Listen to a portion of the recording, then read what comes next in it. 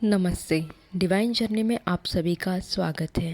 रामदास नवमी समर्थ रामदास की पुण्यतिथि है। रामदास नवमी 2025 की तिथि 22 फरवरी है।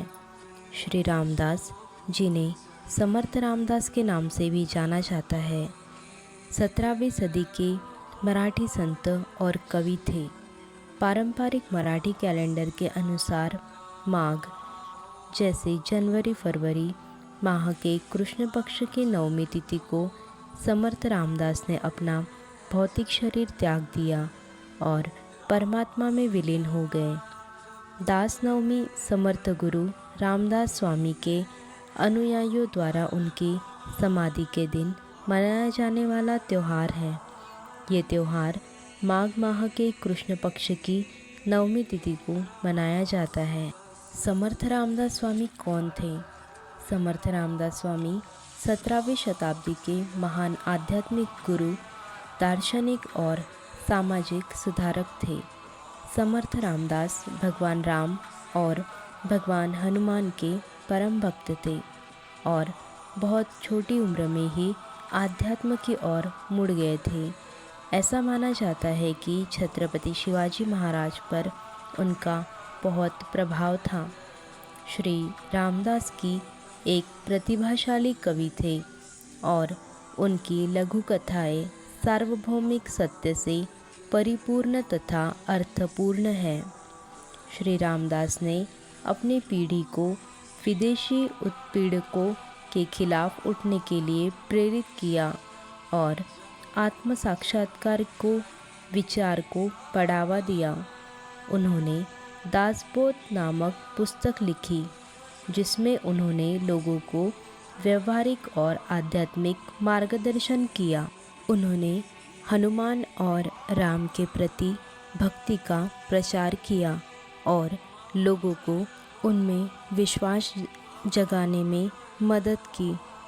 उनका जीवन, लेखन और कविता मराठी लोगों और उन सभी लोगों को प्रेरित करती रहती है जिन्हें उनकी अमर साहित्यिक कृतियों को पढ़ने का अवसर मिला है।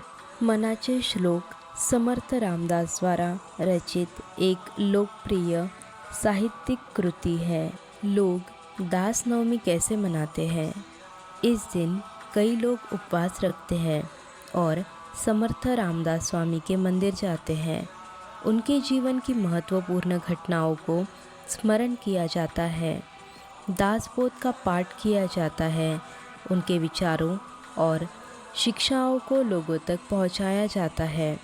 कीर्तन, प्रवचन और व्याख्यान सहित विभिन्न सामाजिक और सांस्कृतिक कार्यक्रम आयोजित किए जाते हैं। अब जानते हैं समर्थ रामदास स्वामी की कुछ रचनाएं। दासबोध ये उनकी सबसे प्रसिद्ध पुस्तक है, जिसमें उन्होंने आध्यात्मिकता, नैतिकता और व्यवहारिक जीवन पर मार्गदर्शन प्रदान किया है। मन संबंधी श्लोक ये श्लोक लोगों को अपने मन को नियंत्रण करने और अच्छे विचारों को प्रोत्साहित करने में मदद करते हैं। आत्माराम ये पुस्तक आत्मा की प्रकृति और उसके महत्व पर चर्चा करती है। पंचदशी इसमें वेदांत और दर्शन की व्याख्या होती है। राम रक्षा यह भजन राम और उनकी प्रशंसा करती है। हनुमान स्तोत्र उन्होंने हनुमान भक्ति में कई स्तोत्रों की रचना की है। आरती समर्थ रामदास ने श्री गणेश, श्री राम और हनुमान देवताओं पर 61 आरतियों की रचना की है।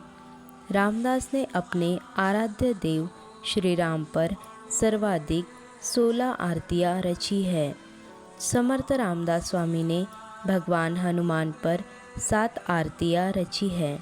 उन्होंने भगवान गणेश की 3 आरतियाँ रची है। आशा करते हैं वीडियो आपको पसंद आया होगा।